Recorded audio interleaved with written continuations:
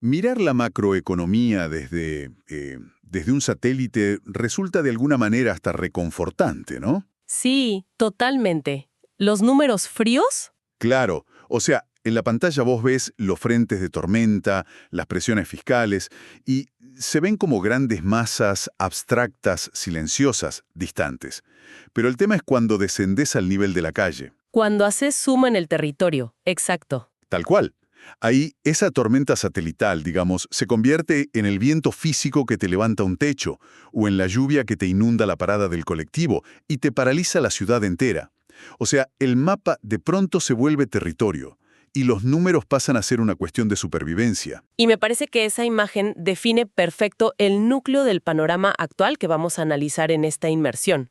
Porque hay una disonancia brutal, pero brutal, entre las planillas de cálculo de los ministerios y la termodinámica de la vida cotidiana, digamos. Sí. Los modelos económicos operan en plazos de meses, a veces años, mientras que la resiliencia del ciudadano de a pie se mide en horas. Se mide en la próxima comida o en el día que te vence la boleta de la luz. Exactamente. Y precisamente para analizar ese choque frontal, hoy nos sumergimos en un reporte exhaustivo, el panorama de noticias del 15 de abril de 2026. Nuestra misión de hoy es entender cómo las grandes decisiones, los movimientos geopolíticos, terminan impactando de frente en la rutina diaria. Y vamos a usar un boletín con un fuerte enfoque en la provincia de Misiones y en Argentina como nuestra hoja de ruta. Una hoja de ruta que, bueno, arranca con la realidad más inmediata posible, que es el clima. Tal cual, porque para anclarnos en esta disonancia, primero hay que ver cómo empieza el día de hoy. Y en Misiones, este miércoles arranca inestable. Tenemos reportes de tormentas aisladas, ráfagas de viento barriendo toda la provincia. Las máximas van a estar en 27 grados allá en Puerto Iguazú y las mínimas en 19 en Bernardo de Irigoyen. O sea, es un entorno bastante hostil para estar en la calle hoy. Sí, es un día complicado. Y sin embargo, viste que la maquinaria del mantenimiento social te obliga a salir igual. Claro, el clima no te frena. Exacto. Las condiciones meteorológicas no suspenden las urgencias básicas de una comunidad que la verdad está operando al límite de su capacidad. De que el calendario manda por sobre el clima y te diría que manda por sobre la macroeconomía también. Porque el reporte de hoy nos marca cosas muy concretas de la rutina. Hoy, por ejemplo, cobran sus haberes los jubilados con documentos terminados en 2. Un dato vital para muchísima gente. Totalmente. Y a la vez, en Gobernador Roca, está desplegado el operativo Ahora Gas. Esto es frente al salón de usos múltiples del cajero automático. Y esto es un salvavidas esencial para poder acceder a una garrafa a un precio que sea medianamente viable. Sí, porque el precio de mercado a veces es inalcanzable. Ni hablar. Y en Posadas, más específicamente en Itaembé, hoy los equipos municipales están redoblando el descacharrado. Tienen turnos de mañana y de tarde, porque claro, la lucha contra el dengue no sabe de estabilizaciones fiscales ni de déficit cero. Y acá surge la premisa central que yo te quería plantear. A ver. ¿Cómo hace equilibrio una sociedad que tiene que ocuparse de lo hiperlocal? No sé, como vaciar un cacharro para que no se críen mosquitos, mientras a la vez soporta un torbellino macroeconómico que le pulveriza el bolsillo. Es una gran pregunta. Y la respuesta corta, lamentablemente, es que el equilibrio ya se rompió. Sí. O sea, cuando miras los datos duros que arrojan nuestras fuentes sobre el panorama nacional, te das cuenta de que el ancla inflacionaria está cediendo. El INDEC marcó que la inflación de marzo se clavó en un 3,4%. 3,4 que uno dice, bueno, bajó respecto a otras épocas. Claro, a simple vista parece un número bajo si lo comparas con los picos históricos que tuvimos. Pero el dato realmente alarmante es que ya suma 10 meses consecutivos sin poder perforar ese piso. Y la variación interanual se ubica en un 32,6%. Es un desgaste por goteo tremendo. Que erosiona cualquier intento de recomposición salarial, digamos. Por más que te den un aumento, ese piso constante del 3 o 4% mensual te come vivo. Y esa erosión tiene un reflejo matemático que es devastador cuando miras la canasta básica. El informe señala que una familia tipo de 4 integrantes hoy necesita ingresos superiores a 1,4 billones de pesos mensuales. Una locura.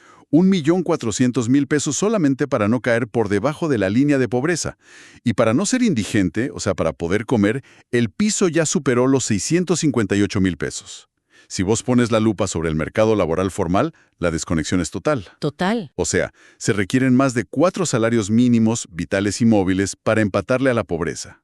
Hoy, un ingreso mínimo apenas te logra cubrir un 24,5% de lo que necesitas para comer y pagar los servicios básicos. Ya esto súmale que la gravedad del cuadro se multiplica por un factor geográfico, porque la inflación nunca es democrática, ¿viste? Nunca. Siempre pega distinto según donde estés. Tal cual. El reporte subraya que en la región del norte, o sea, Misiones, Corrientes, Chaco, Formosa, el índice general escaló al 4,1%. No fue el 3,4% del nivel nacional. Claro, pegó más fuerte allá. Mucho más fuerte. Y esto no es casualidad.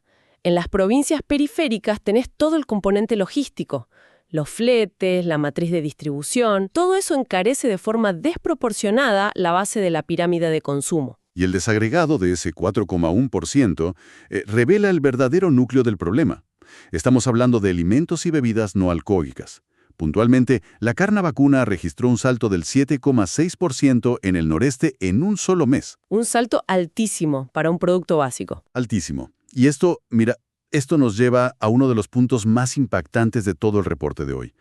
Es un indicador de estrés social severo, que llega desde el otro extremo del país, desde Chubut. Lo de la carne, sí. Lo de la carne.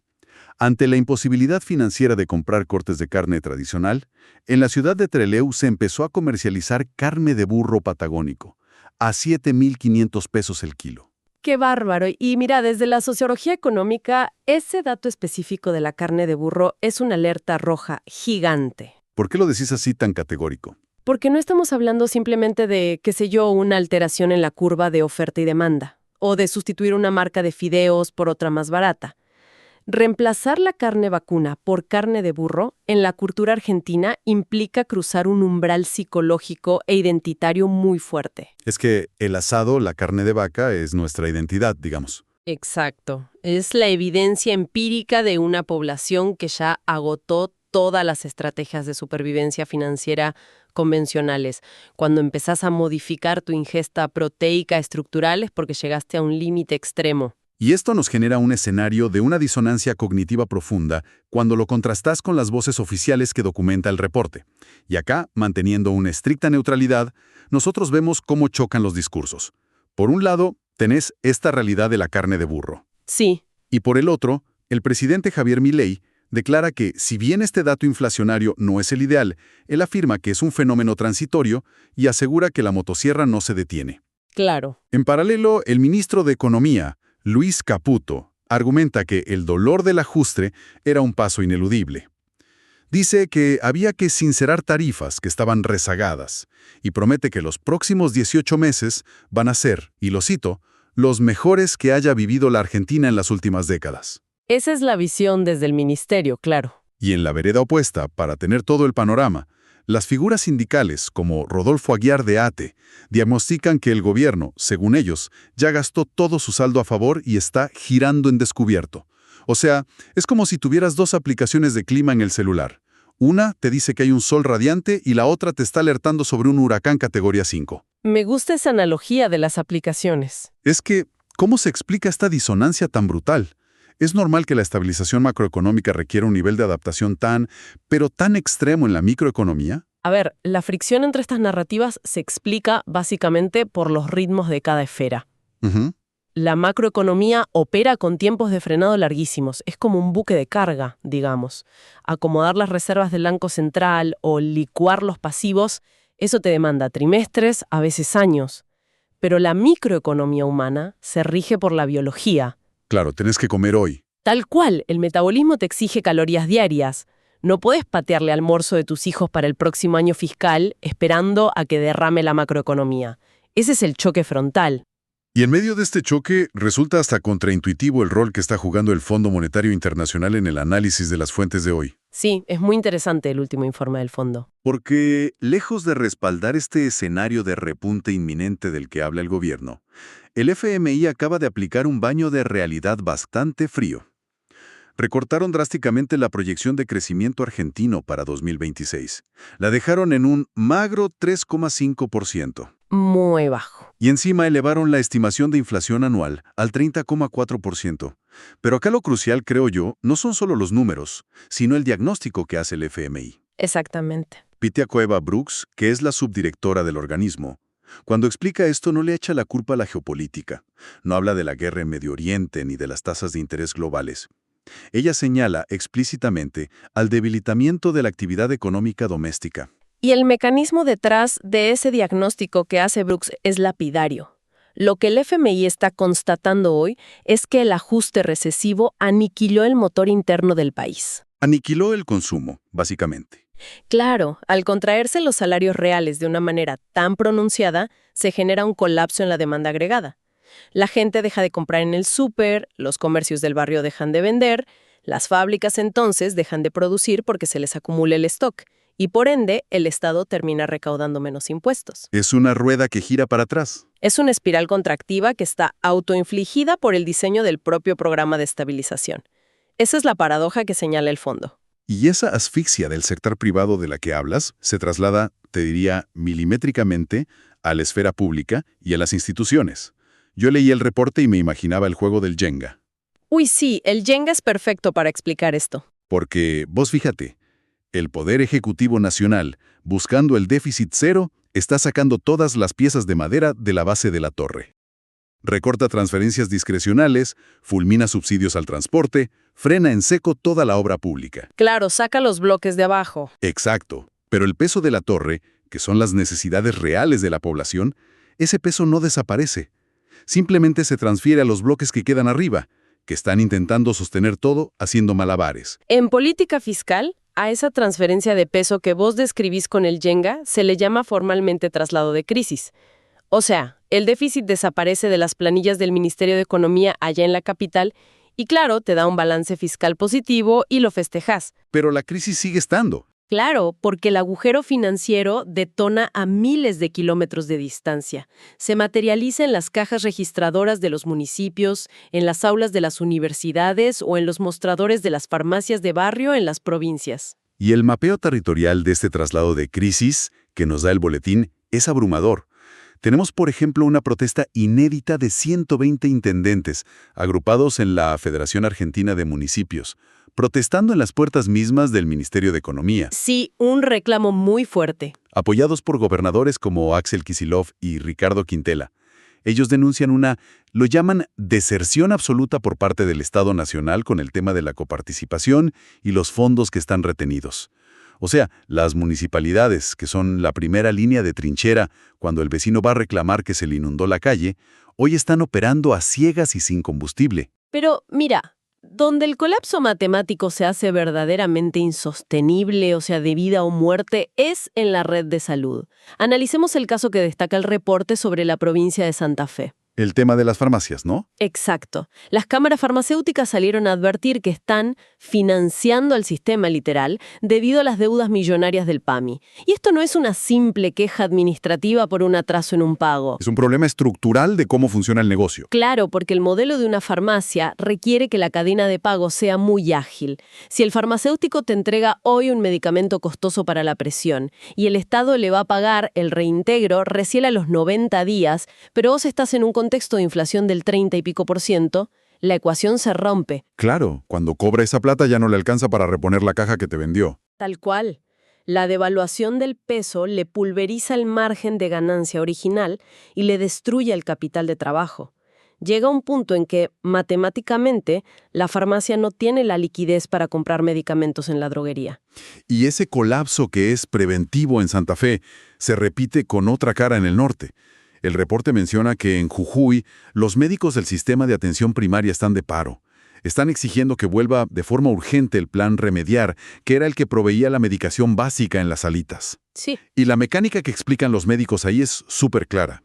Te dicen, a ver, si se corta la prevención ambulatoria porque el paciente simplemente no tiene plata para comprarse el antibiótico o el antihipertensivo, ese cuadro clínico se va a agravar. Inevitablemente. Y él termina saturando las guardias de los hospitales de alta complejidad, lo cual le termina costando al Estado muchísima más plata en internaciones y terapias intensivas que lo que se ahorró al principio recortando los botiquines de las salitas. Es que es un falso ahorro, definitivamente. La desinversión en atención primaria hoy te genera una deuda futura inmediata y muchísimo más cara en el sistema de salud pública mañana. Y el peso de esta torre de Jenga que se tambalea termina aplastando primero a los más vulnerables. El documento releva un testimonio que es desgarrador de la actriz Valentina Bassi. Ella está participando activamente en el Foro Permanente de Discapacidad. Sí, escuché sus declaraciones, durísimas. Tremendas.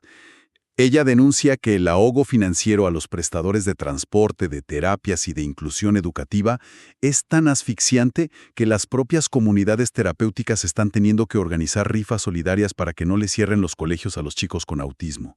Y en La Pampa, el reporte alerta sobre la misma amenaza de quiebra inminente. Es que obligar a un sistema de salud y de discapacidad a financiarse mediante el voluntarismo o haciendo una rifa es, te diría, la prueba fáctica del colapso del contrato social básico. Sí. Demuestra que las estructuras del Estado fueron vaciadas de su función primordial y dejas a los ciudadanos totalmente a merced de la caridad de la comunidad. Y a la par de la caridad, uno ve que florecen tácticas de resistencia que son muy creativas, como está pasando con las universidades nacionales. Frente al congelamiento del presupuesto y el reclamo por la ley de financiamiento, tenés focos de protesta álgidos, ¿no? En Entre Ríos, en Tucumán. Sí, en todo el país. Pero mira lo que hizo la Facultad de Odontología de la Universidad de Buenos Aires. Adoptaron una modalidad de visibilización extrema que ellos llamaron un paro a la japonesa. Ah, sí, la imagen de la plaza. Sí, impresionante. Los docentes y los residentes agarraron y montaron los consultorios odontológicos en plena Plaza Housei, al aire libre. Empezaron a hacer desde extracciones hasta implantes, totalmente gratuitos, a la vista de todo el mundo que pasaba caminando, para demostrar, digamos, el valor social de su trabajo. Es que visualmente, claro, la imagen de los sillones odontológicos ahí bajo los árboles de la plaza resulta muy poderosa. Pero a la vez te desnuda una vulnerabilidad tremenda. ¿En qué sentido? En que ninguna nación moderna puede sostener su infraestructura científica, educativa y de salud pública mediante actos heroicos esporádicos en una plaza, o vendiendo números de rifa. Son parches temporales frente a una hemorragia sistémica. No podés depender de la épica del docente para que el país funcione. Totalmente.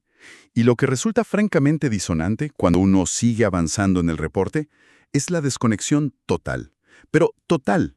Entre este escenario de pura supervivencia ciudadana y el comportamiento de la clase política. Ah, la interna. Por cosas profundamente ideológicas.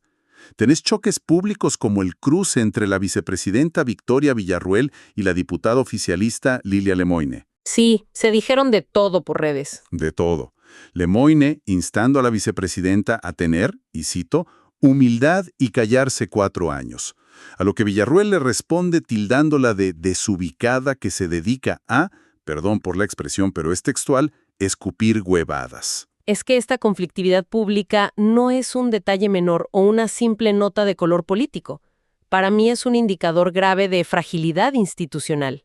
Claro, porque es el propio gobierno. El ego, las batallitas en Twitter o en redes sociales te erosionan rapidísimo esa autoridad moral que necesitas para ir a pedirle paciencia a una sociedad que está vendiendo sus ahorros para poder comer.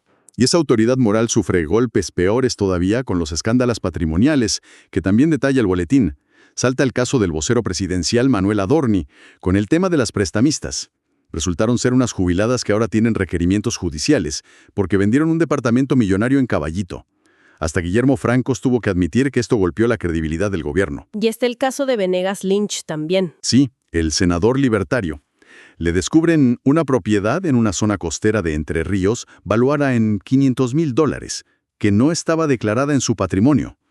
Tuvieron que suspenderle las obras de remodelación. Es que en las irregularidades financieras en la política, que capaz en tiempos de bonanza la sociedad las mira de reojo o las penaliza tibiamente, en épocas de recesión profunda se vuelven absolutamente intolerables. El umbral de indignación pública baja a 0 cuando el contribuyente siente que él está pagando todo y la casta política no está asumiendo su cuota del ajuste. Y si hacemos un contraste con el segmento internacional que traen las fuentes, se nota una diferencia abismal de enfoques. Mientras acá la política doméstica parece empantanada en dogmatismos y trifulcas de Twitter, los líderes globales se ven forzados a aplicar un pragmatismo, te diría, extremo. Las decisiones afuera ya no responden a purezas teóricas, responden a la pura supervivencia nacional. Tal cual. El caso más evidente de ese pragmatismo hoy es Donald Trump en Estados Unidos y su táctica con Irán. Sí, el reporte señala cosas contradictorias a simple vista. Trump insinúa que va a abrir canales diplomáticos, habla de nuevas conversaciones de paz e incluso menciona a Pakistán como un terreno neutral para hacer una cumbre. Una rama de olivo. Claro, pero simultáneamente endurece un bloqueo naval total para asfixiar las exportaciones petroleras iraníes. Bueno, esa maniobra de la administración estadounidense es, de manual, una clase magistral de realpolitik. Está utilizando la coerción física, militar y comercial, o sea, el bloqueo, no como un fin en sí mismo, sino como un mecanismo acelerador. Lo hace para forzar a Teherán a sentarse en la mesa de negociaciones, pero desde una posición de absoluta desventaja. Te aprieto al máximo para que negocies. Exacto. Es la estrategia de máxima presión económica combinada con una vía de escape diplomática totalmente anortodoxa, bien al estilo Trump. Y ese nivel de agresividad comercial y migratoria desde la Casa Blanca genera unas ondas de choque que nos pegan, que obligan a toda América Latina a recalcular. En México, por ejemplo, la presidenta Claudia Sheinbaum se tuvo que presentar ante organismos internacionales para denunciar la muerte de 15 ciudadanos mexicanos durante unas redadas migratorias muy violentas en territorio de Estados Unidos. Sí, gravísimo. Gravísimo. Y acto seguido, Sheinbaum emprende un viaje a España. ¿Para qué? Para fortalecer alianzas europeas y buscar un contrapeso a la dependencia que tienen con Washington. Y más al sur, mira el pragmatismo de Brasil. Ah, ¿la declaración de Lula? Lula da Silva deslizó, con mucha ironía, que cualquier intento de intervención de Trump en la política interna brasileña, lejos de dañarlo, lo ayudaría mucho. Es fascinante cómo cada líder regional utiliza esta figura disruptiva que es Trump desde Washington según lo que le conviene localmente. Lula, que es muy hábil, monetiza políticamente la amenaza externa. Usa a Trump como el villano perfecto para cohesionar a su propia base electoral, en defensa de la soberanía de Brasil. Claro. Mientras que México, por su posición geográfica, no puede hacer eso. México busca desesperadamente diversificar su matriz de alianzas para no quedar arrinconado contra la frontera. Pero el pragmatismo no es solo para responder a Estados Unidos. También es una herramienta forzada para apagar incendios internos en Sudamérica. El reporte resalta un movimiento clave en Colombia. El presidente Gustavo Petro, que históricamente siempre estuvo asociado a posturas más proteccionistas, acaba de firmar un decreto eliminando los aranceles de importación a productos de Ecuador. Una medida impensada en otro contexto. Totalmente. Y el objetivo explícito de Petro es combatir la inflación interna. Abre el mercado a la competencia extranjera directa para forzar a que bajen los precios de los alimentos en las góndolas colombianas. Está sacrificando momentáneamente ese blindaje a su industria local, con tal de aliviar un poco el bolsillo de la gente. Es un mecanismo económico clarísimo. Porque ante la urgencia inflacionaria, la ideología tiene que cederle el paso a las herramientas heterodoxas. Sí. Petro comprende que ampliar la oferta de bienes importados y libres de impuestos te va a generar un shock de precios a la baja, y en este momento está priorizando la paz social por sobre los manuales del proteccionismo. Y justamente, el costo de atarse demasiado tiempo a los manuales ideológicos quedó en evidencia con el caso de Bolivia que menciona el reporte.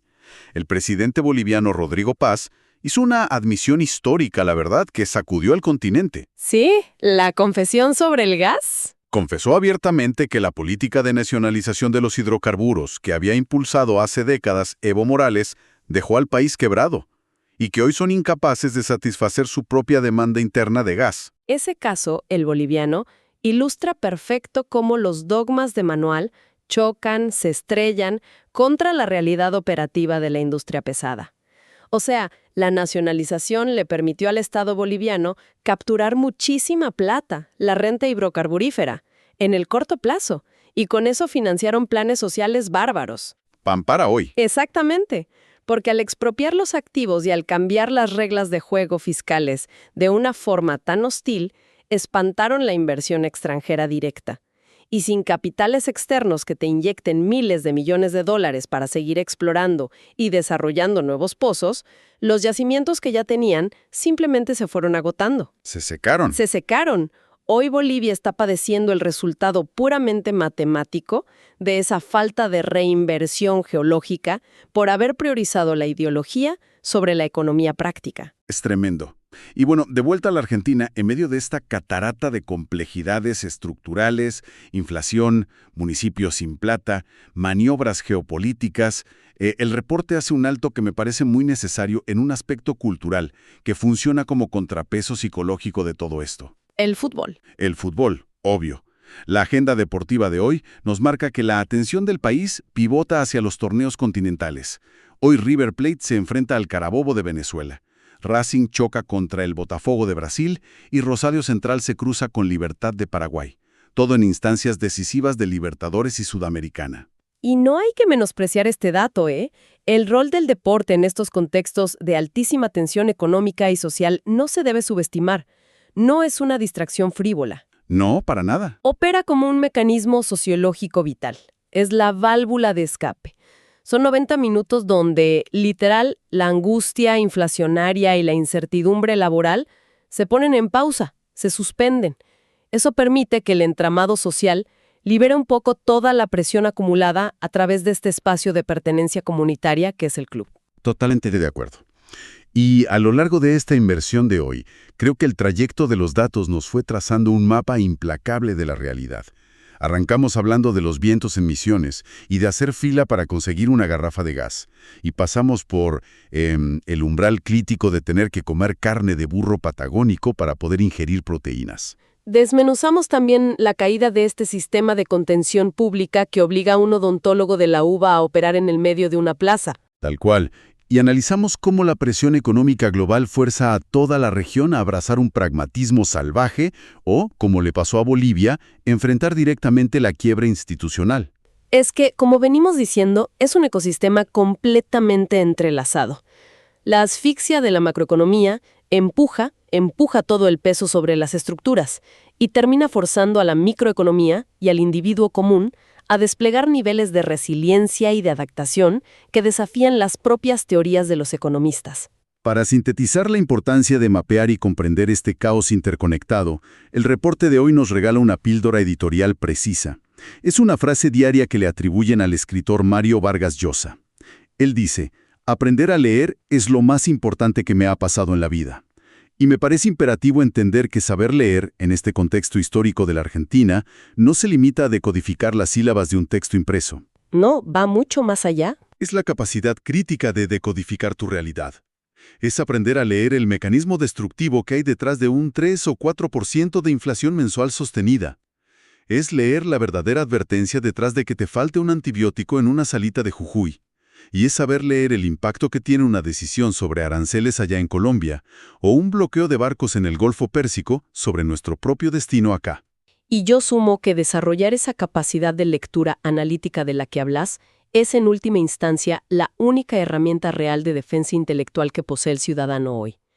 Frente a tantas narrativas contradictorias de la política, saber leer la realidad es tu escudo. Es un gran punto. Y bueno, toda esta recopilación, este esfuerzo por intentar organizar un poco el caos informativo, proviene del excelente trabajo periodístico de ahoramisiones.com.ar. Su boletín de panorama de noticias nos sirvió como la estructura vertebral de todo el análisis de hoy. Y resulta siempre fundamental que quienes nos escuchan consulten estas fuentes directas para mantenerse bien equipados en medio de tanta sobrecarga de información. Definitivamente. Pero antes de concluir la jornada de hoy, a mí me persiste una imagen mental que me resulta muy difícil de apartar. ¿Cuál? Al observar la creatividad forzada de nuestra gente. O sea, madres sorteando premios en una rifa para sostener la terapia de un hijo con autismo, médicos reclamando medicamentos básicos en la calle, familias enteras modificando su dieta ancestral dejando el asado. A mí me surge un cuestionamiento muy profundo. Te escucho. Cuando una sociedad se ve tan arrinconada, tan obligada a normalizar un estado de emergencia permanente y a tener que diseñar estos malabares diarios simplemente para no colapsar, ¿en qué punto exacto de la historia esas tácticas temporales de estricta supervivencia terminan reemplazando de manera irreversible a nuestra verdadera identidad cultural? ¡Qué pregunta! Esa es la frontera silenciosa donde la crisis económica de hoy se convierte en el trauma intergeneracional del mañana. Y con esa reflexión sobre los costos ocultos de tanta resiliencia, cerramos el recorrido de hoy. Hasta la próxima inmersión profunda.